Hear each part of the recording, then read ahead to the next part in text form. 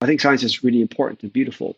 I think there's no advance of science that you can think of that will ever be able to answer a whole series of truly important questions like what is the meaning of life? What is a good life? How should I live? What is good? What is bad? What's the value of a human being? And I think it's not only that science can't answer those questions. I think that if you try to use science to answer those questions, you get into very dangerous territory. I think it's not just wrong, but dangerous.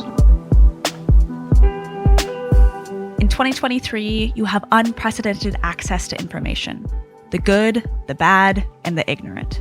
And in turn, you have to decide what's worth your time. You develop your own ways of weeding down the information out there. You download podcasts recommended by friends or stick to news sources your community trusts. And in the face of seemingly infinite amounts of information, these methods keep you sane. But these methods, plus our algorithms, can keep us in an echo chamber. Sometimes, though, information that challenges your perceptions breaks through.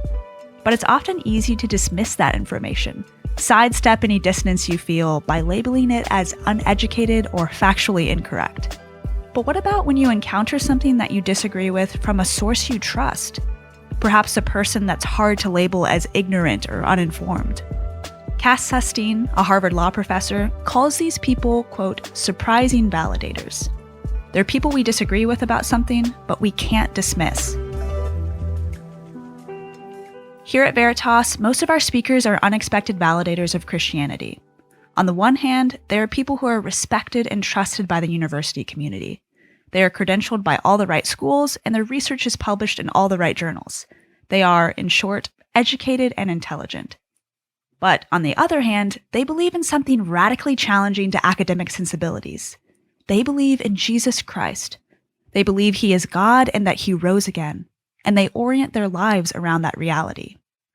Their respected credentials and Christian convictions make them unexpected validators. That is, even if you disagree with their Christian faith, they're hard to dismiss as ignorant and uneducated.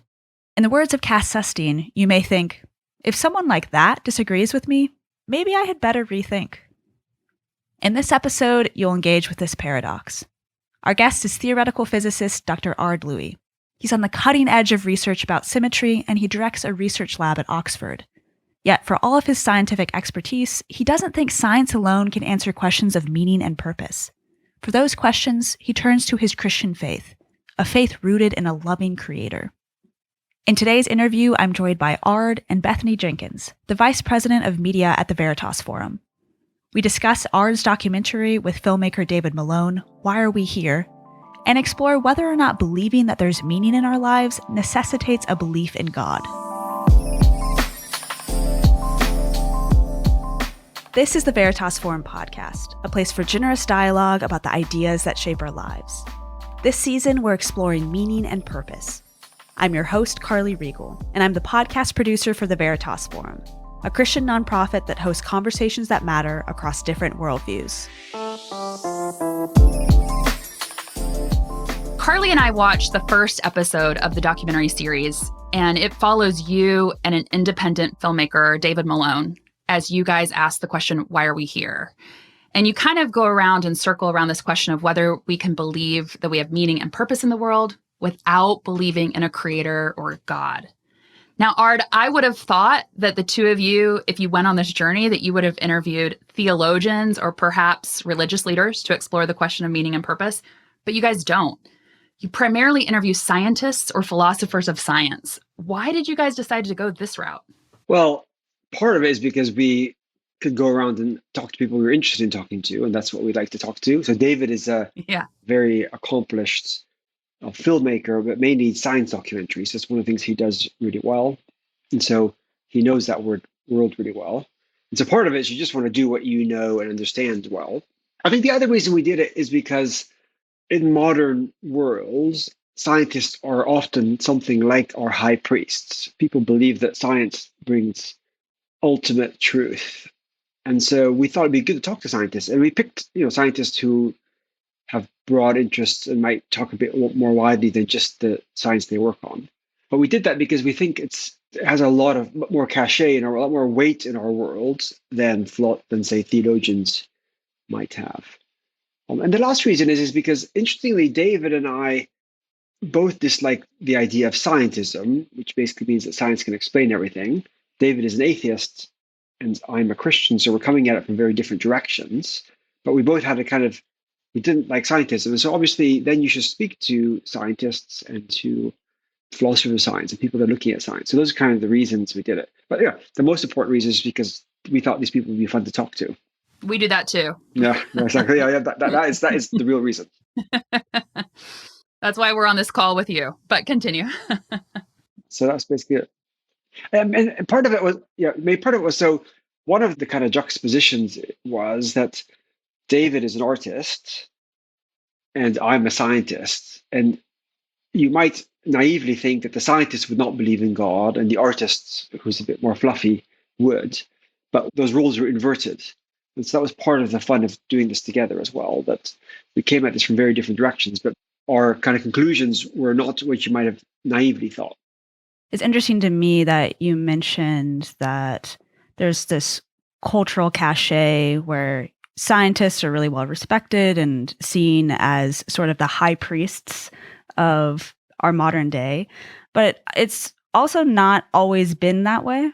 Even a couple of 100 years ago, we didn't necessarily see scientists as high priests. We had religious high priests, or maybe high priests in the more traditional sense. And in the documentary, you use this phrase of modern science.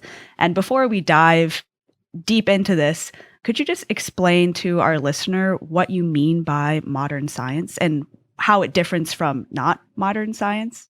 Yeah, so this is a bit of a tricky question, but what we tried to get at was when we talked about science, we really meant the kind of science people do now, as opposed to, say, the science of Isaac Newton or people before that, when they really wasn't the kind of separation between science and philosophy and theology that there is now. People thought of themselves as, they called themselves natural philosophers. And so as science kind of professionalized in the 19th century, you get this new class of people who all they do is science and not really anything else. And so that was really what we were trying to refer to, nothing more than that. So modern science basically means people that just do science and think that science itself, not natural philosophy, is the way of the world. You know, Newton was also a theologian. He wrote enormous amounts about Daniel, for example, and he didn't really think of those things as being different from each other. Part of the reason Carly and I had this question was because sometimes modern people, we just don't even know the water we're swimming in. We don't know the air we're breathing. And sometimes it's helpful to pull the curtain back and just to push those things forward. I want to continue talking about modern science. In the documentary, you say that the foundation of modern, it's maybe the narrator, says that the foundation of modern science is reductionism. And that one particular view of science called scientism, which you referenced earlier, views reductionism as science itself. You even, I think, called reductionism physics' best friend. And for us non-scientists, all those statements kind of raise questions. They're pretty simple questions like, what is reductionism? What is scientism? And what do they have to do with meaning and purpose? So if we could maybe take those at one at a time, could you talk to me about what is reductionism? Well, reductionism is not necessarily a bad thing at all. It's basically the idea that I would try to take some complicated phenomenon that I don't understand and break it down into simpler subphenomena that I do. So, for example, we have inheritance, which is how we pass on our genetic information to our children, and reductionism is partially explaining how that works. So that we've understood now that our DNA encodes that genetic information. So we've reduced that vague concept of genetic information to a digital code that's encoded in a DNA strand. That's kind of reductionism. Or another example would be if I do the theory of, say, liquids, then I can work out how two molecules interact with each other, and I can work out how lots of molecules interact with each other, and then explain something about the property of a liquid. And then I've reduced that property to the properties of interacting molecules. So that's what reductionism really is. So a lot of science is effectively reductionistic. It's trying to take a complicated phenomenon and reduce it down to simpler things that you understand. And it's very powerful. So it's given us enormous insight into the world. And let's say when we say modern science, a lot of what the 20th century and 21st century science has been about is trying to reduce these complicated things down to something much simpler. In the documentary, you talk about atoms and molecules. Like everything is basically atoms and molecules. So what about scientism? Yeah, so scientism is really the idea that science, and typically people think of natural science, is not only the most reliable way of obtaining knowledge, but in the end of the day, it'll be the only way that we'll get true reliable knowledge. So the idea is, in fact, if you think about it, science has been probably the most powerful system that humans have ever invented. It's completely transformed our lives. Think about medicine, how many diseases we've conquered, how much longer and healthier we live now than we did even 100 years ago. Think of antibiotics. There's no question that our technology and our medical sciences and other sciences have been extremely powerful, and they're reliable. At the coalface, we're trying to discover something new. We hem and we haw, but once we really understand something, it's reliable knowledge that we can count on. Which is why you can happily step into a jet airplane and know that you'll be fine because the scientists explain to us how fast it needs to fly and how drag works and how lift works, etc. There's no question that science has been incredibly powerful. And scientism is the idea, or that same type of thinking, those methods, will eventually bring us all true knowledge. We think that in the general public, scientism is much more common than you might think. So I think a lot of people somehow believe that truth comes from science, that science has somehow undermined other ways of obtaining true knowledge about the world. And so those other ways are somehow placeholders that we have while we wait for science to come and tell us what's really important. I think scientism, we don't say that in the film, but in the background is the idea there's a kind of soft scientism in our world, a scientism that says, the real truth comes from science. Everything else is somehow fuzzy and might just be something about opinions, but truth is from science. And I think that's quite a powerful trope in our modern world. And that's what we are pushing back against a little bit. Yeah, I mean, when you list off all of the things that modern science has given us, it's totally plausible that, if you follow this arc of history sort of narrative, we've gotten antibiotics, we've gotten way more successful birth rates, all of these, like our lives, our phones, everything. It's not too far of a jump to think that science could also answer some of these other questions that maybe previously were tackled by those theologians or maybe people who weren't wearing lab coats and protective goggles. No, exactly. Yeah. So one of the ways this argument goes is to say, back in the olden days, we used to think that, various gods caused thunder and lightning, like Thor. But now we know that these are caused by natural phenomena of electricity. We used to believe that evil spirits cause various kinds of ailments. Now we know these are just psychological imbalances in your brain, chemical imbalances in your brain, etc. And so the idea is, as we learn more about these things, eventually all of these old superstitions will give away and science will give us true, reliable knowledge. And scientism is the idea that that's the trajectory that we're on, and that trajectory is going to continue. I was talking with a friend in light of Carly's comment who wasn't familiar with the term, and I was describing it to her. And she said, well, science can't answer questions of meaning and purpose. How do they answer that? And I said to her, not yet. It can't answer it yet. It's all a matter of time. But I am curious, what do scientism and reductionism, what are those implications for meaning and purpose?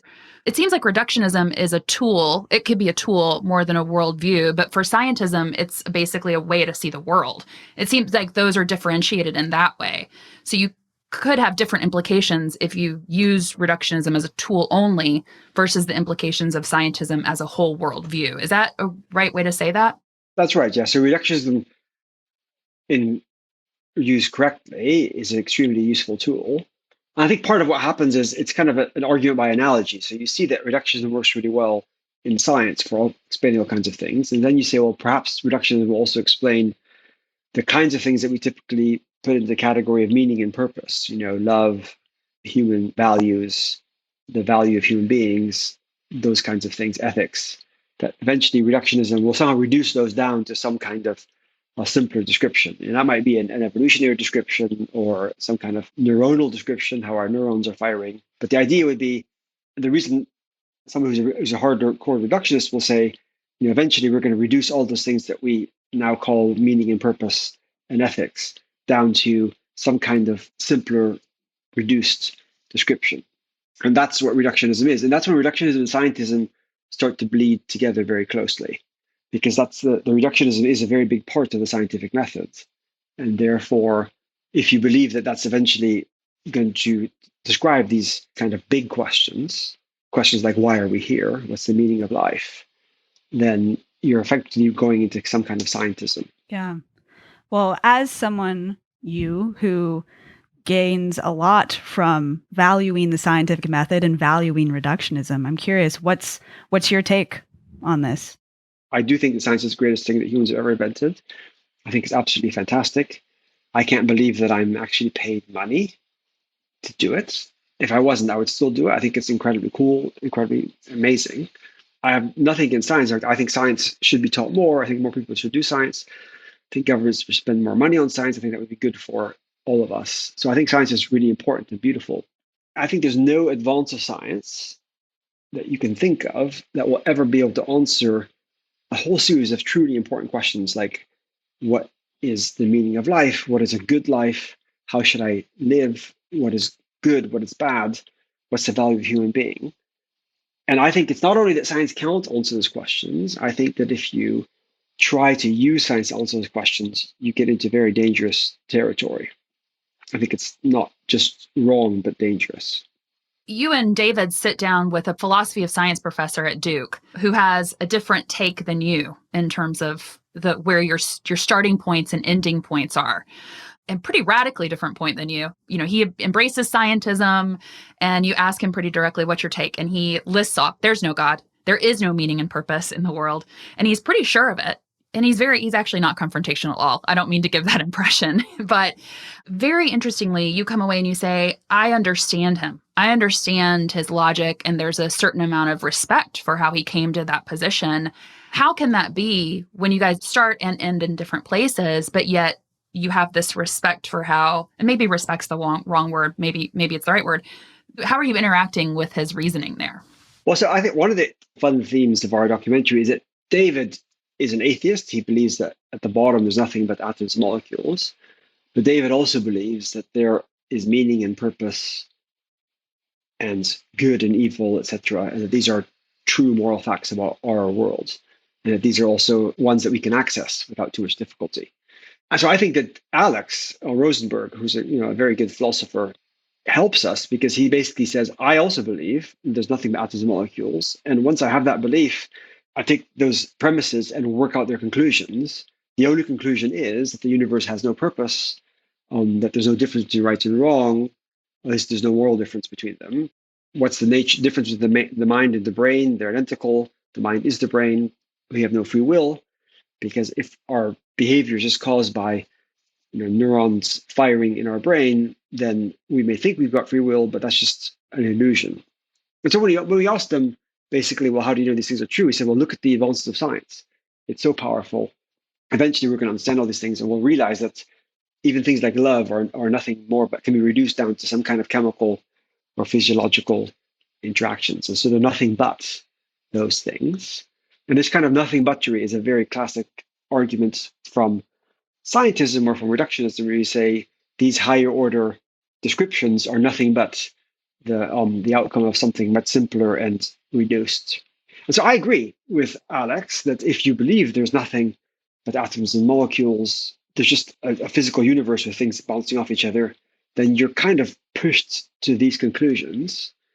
And at least he's consistent in the set that he takes the conclusions that I think his premises almost inexorably lead to. So we agree, and one of the themes of the documentary is that Alex and I agree on the outcomes of his premises. I just disagree with his premises, which is why I have a completely different set of outcomes. Whereas David agrees with Alex's premises, but then has some of my outcomes, and I just think you can do that if you want to, but it's inconsistent. And I think David, interestingly, represents a lot of people in our world who don't believe there's anything but atoms and molecules if you ask them, but then have a whole series of other beliefs that are simply inconsistent with those premises. And when you ask them where do they get those ideas from, they really can't explain them. Yeah. I think something that strikes me about the camp, let's say, of someone who ascribes to scientism versus maybe someone who is a religious person, there seems to be some element of universalism. Like I obviously wasn't in the room when you were interviewing these people, but I'm curious if you would say that this shift on people wanting to have both meaning and purpose, but also not really have God, if that you think that's tied into our personalization or individualization as we think about our lives or our purpose and meaning? May you help me understand the question? You mean like is individualism or the modern push towards against communalism, towards individualism having a big impact, or are you saying yeah, like the idea, are you like the individual creating my own meaning versus some corporate understanding of the meaning of humanity? Is that kind of so I think that plays a role there as well. So I think we live in a modern world now where personal expressivism is extremely important. So the idea that I create my own truth or my own meaning, it's a very popular idea. You see it everywhere in our society, and lots of people have written about this, and surely that affects. And so actually, interestingly, Alex Rosenberg kind of makes that claim. He basically says, look, these things aren't true, and therefore, since they aren't true, you should just do what you think is fun or makes you happy or makes you feel good, and find your own kind of truth, because there's no such thing as truth. Therefore, just find your own. That's his kind of argument. And something like that is obviously quite prevalent in our culture today, even though I don't think people would necessarily also say that, in fact, there is no meaning, no purpose, no difference between right and wrong. They would just simply say, you need to somehow find your own truth. These things are often, if you start pushing on them, extremely inconsistent and not well thought through, even if they are extremely strongly felt. Yeah. So we've talked about the detrimental side of seeing science as the only means of creating meaning or the only way of looking at the world. But I was wondering if you could say the opposite side of what does having consistency between meaning and purpose and believing in God do for you in your life? What difference does it make? Well, I mean, the difference, I don't know if it makes a difference in my life as much as that I think it's important to have some kind of consistency. I don't really know what it means to be inconsistent. I know what it means, but I don't think it's a good. So people are inconsistent. I am, and I know that I am inconsistent about all kinds of things, but I see that as a vice, not as a virtue. Now, occasionally I might say, okay, I have a strong feeling that this is good, but I'm not sure why. So I'm going to hold on to it, even though I don't have a good philosophical justification for it yet. That's a perfectly valuable thing, but I'm keeping that as a placeholder while I try to find some good way of thinking about it. But just saying, oh, I'm inconsistent, but it doesn't matter. That's just it's just nonsense. One of the things that the documentary talked about a lot of the creator God and we kind of God almost as like a placeholder word, just like creation. But you've come to the conclusion to be a Christian, not just believing and like not just a deist. I'm curious, what reasoning got you there? Like if we talk about all the different types of reasoning, what got you to the point where you actually came to believe in Jesus as God?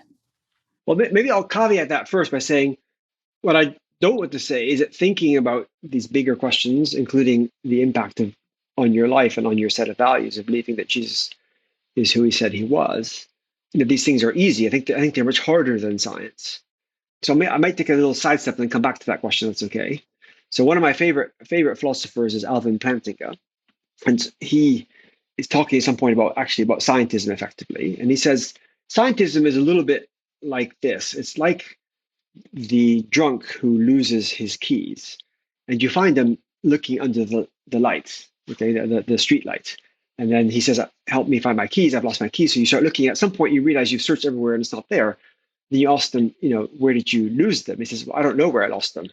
They said, why are you looking under the light? He says, well, it's bright because it's brighter here. And so I think scientism is a little bit like that. Science is an extremely bright light.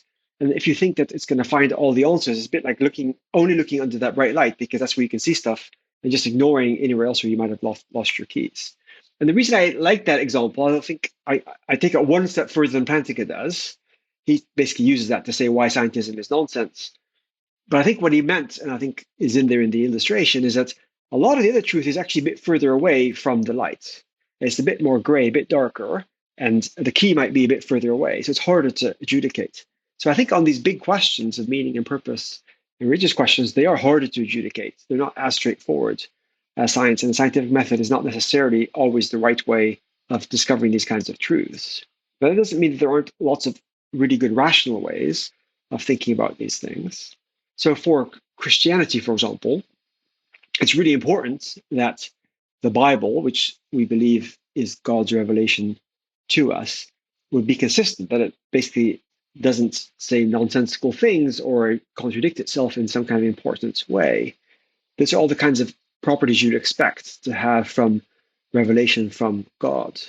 I think it's also important to think that if there is a God, and it's a case that God would like to communicate with us, how would that God communicate with us?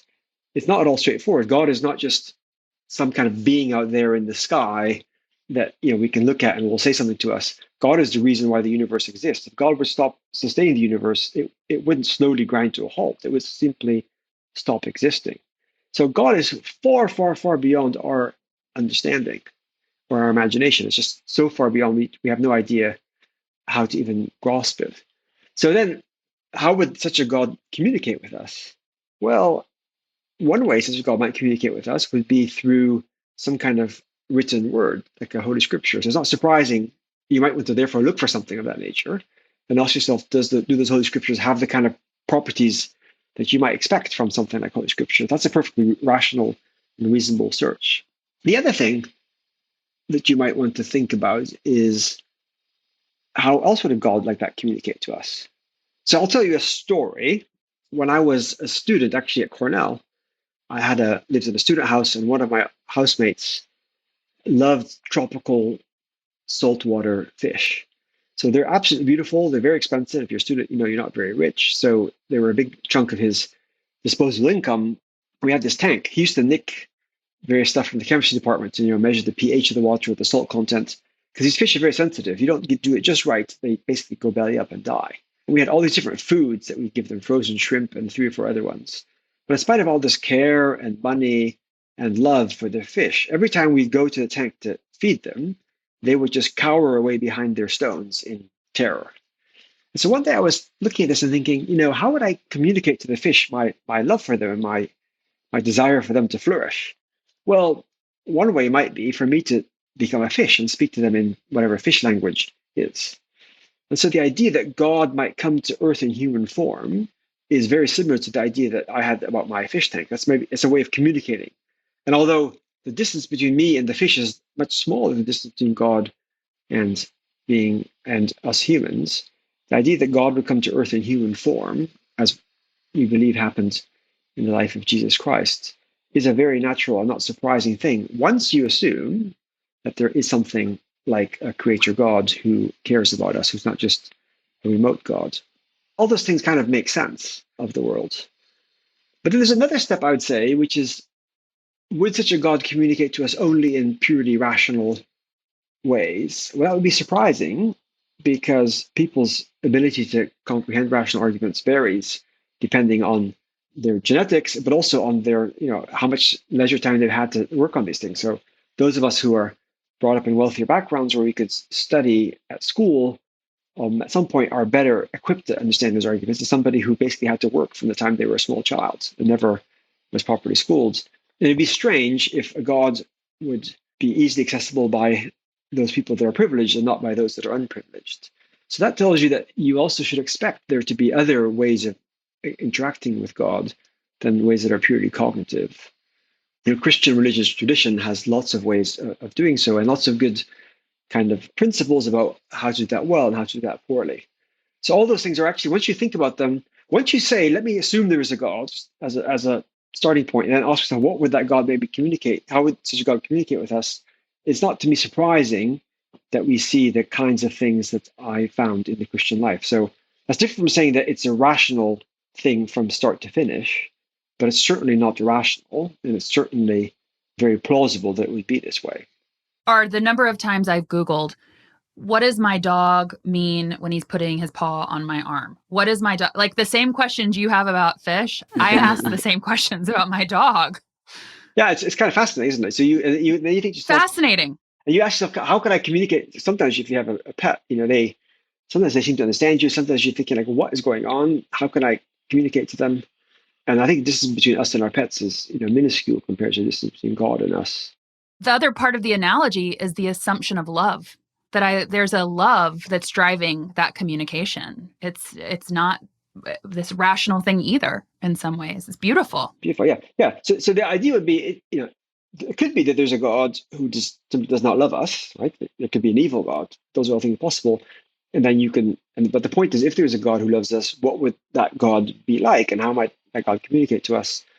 And that's not surprising that you might find something like God coming to earth in human form, the incarnation, or something like scripture. And these are still difficult questions, right? Because there are different religious ideas, but it doesn't mean that because they're difficult, we somehow have to give up on them or decide that everything is just going to be personal and can't be discussed in public. One of the great things about the Veritas Forum is that you bring these kinds of big questions into the public domain and allow people with very different ideas about them to discuss them respectfully. I think our modern world doesn't have a lot of space for that, for true, real engagement on these big questions, but it should. Yeah, that fish tank analogy was so powerful, and it cues us up well for our last question that we have. So for any listeners who maybe are now interested in exploring meaning, purpose, and perhaps God after this episode, do you have any book recommendations for them? Well, I always recommend a book by C.S. Lewis called Mere Christianity. He's an Oxford professor here. It's a timeless book, and I think it's always a really good place to start, particularly if you're interested in these kind of big questions. I am still heavily influenced by his thinking. He's a very good popularizer of some of these ideas. So that's where I say Mere Christianity by C.S. Lewis, can't go wrong.